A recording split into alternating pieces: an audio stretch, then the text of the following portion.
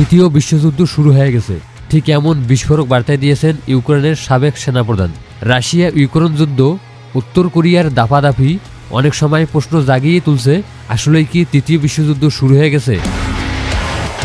যদি তৃতীয় বিশ্বযুদ্ধ শুরু হয় তাহলে স্বাভাবিকভাবে হিসাব চলে আসে কোন কোন দেশ এই যুদ্ধে সরাসরি জড়িয়ে পড়ছে আর কোন কোন দেশ নিরাপদেই থাকবে।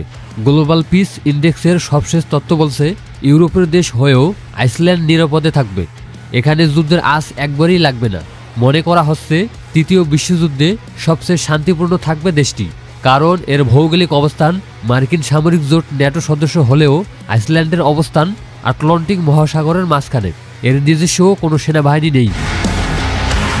ভৌগোলিক অবস্থানের কারণে বেঁচে যাবে নিউজিল্যান্ডও। এখানে যুদ্ধের উত্তাপ পৌঁছানোর সম্ভাবনা খুবই কম। গ্লোবাল পিস ইন্ডেক্স অনুযায়ী এটি বিশ্বের দ্বিতীয় শান্তিপূর্ণ দেশ হিসেবে বিবেচিত হয়। ভৌগোলিক অবস্থানের কারণে রাশিয়া এবং আমেরিকা থেকে দূরে থাকায় এটি নিরাপদ জায়গা হতে পারে। ডেনমার্ক পুরোপুরি নিরাপদ নয়, তবে সেখানে গ্রিনল্যান্ডের যে জায়গা রয়েছে সেটি নিরাপদ হতে পারে, কারণ তারা যুদ্ধ ক্ষমতা, অস্ত্র, অর্থ এইসব নিয়ে মাথা ঘামায় না।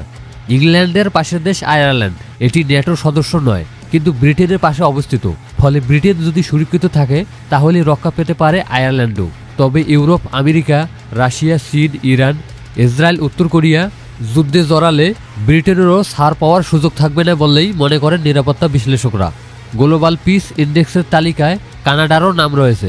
আমেরিকার পাশের দেশ হওয়ায় তাদের বসে থাকার সুযোগ থাকবে না বলেই মনে করা হচ্ছে। তারপরও কানাডা যেহেতু তুলনামূলক শান্তির দেশ এবং আমেরিকার সুরক্ষায় থাকবে, ফলে তারাও বিশ্বযুদ্ধের সময় নিরাপদ থাকতে পারে। তারপরের দেশটি হচ্ছে অস্ট্রেলিয়া। অস্ট্রেলিয়া ন্যাটো সদস্য নয়, তবুও ন্যাটোর সহযোগী হিসাবে কাজ করছে।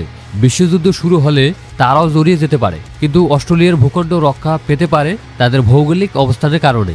ফলে তাসমান পারে খুব সহজে আশ্রে পড়বে না উত্তর কোরিয়ার ছোড়া পারমাণবিক বোমা। ভিডিওটি ভালো লাগলে চ্যানেলটি সাবস্ক্রাইব করতে পারেন। দেখা হচ্ছে পরে কোনো ভিডিওতে। ততক্ষণ ভালো থাকুন, সুস্থ থাকুন। আল্লাহ হাফেজ।